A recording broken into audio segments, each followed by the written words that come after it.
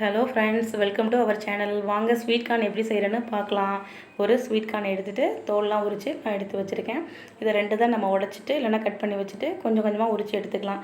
ஏன்னா வேக வச்சுட்டு நம்ம இதெல்லாம் உரித்தோம்னாக்கா நம்மளுக்கு கையெல்லாம் சுடும். அதனால் ஃபஸ்ட்டே நம்ம உரிச்சிட்டு வேக வச்சுக்கலாம். அதுக்காக தான். இது போல் உங்களால் கையால் எடுக்க முடியலன்னா கத்தி வச்சுட்டு ஃபாஸ்ட்டாக எடுத்துக்கோங்க. ரொம்பவே ஈஸியாக ஒரு 10 மினிட்ஸில் நீங்கள் பசங்களுக்கு ஸ்நாக்ஸ் செஞ்சு கொடுத்துடலாம். அதுக்காக தான். இப்போது நம்ம எடுத்து வச்சுட்டோம் இல்லையா, ஒரு கார்ன் அளவுக்கு ஃபுல்லாக எடுத்துட்டோம்.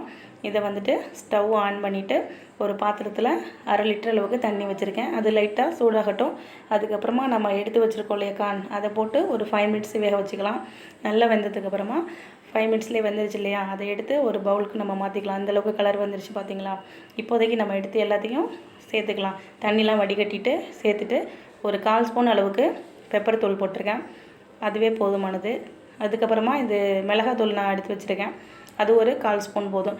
உங்களுக்கு வந்துட்டு காரம் வேணும் அப்படின்னு நினச்சிங்கன்னா நீங்கள் நிறையா கூட போட்டுக்கலாம். எனக்கு போதும், அதனால நான் கம்மியாக தான் போட்டிருக்கேன். அதுக்கப்புறம் நம்ம ஆல்ரெடி உப்பெல்லாம் எடுத்து வச்சுருக்கோம் இல்லையா, அதுலேயும் நான் ஒரு 1/4 ஸ்பூன் போட்டுக்கலாம்.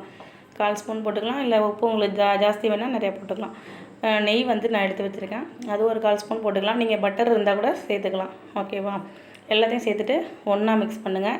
இது போல் நல்லா மிக்ஸ் பண்ணி விடுங்க. ஃபுல்லாக எங்குமே போகட்டும். அதுக்கப்புறமா எல்லாத்தையும் ஒரு பிளேட்டுக்கு மாற்றிட்டு இல்லைனா பவுலுக்கு மாற்றிட்டு ஸ்பூன் போட்டு எல்லாருக்கும் எடுத்து கொடுத்துடலாம். நாங்கள் சாப்பிட்டு பார்த்துட்டோம். ரொம்பவே டேஸ்ட்டாக இருந்துச்சு. நீங்களும் இது போல் வீட்டில் ரெடி பண்ணி சாப்பிடுங்க. பிடிச்சிருந்தா லைக் பண்ணுங்கள், ஷேர் பண்ணுங்கள், சப்ஸ்கிரைப் பண்ணுங்கள்.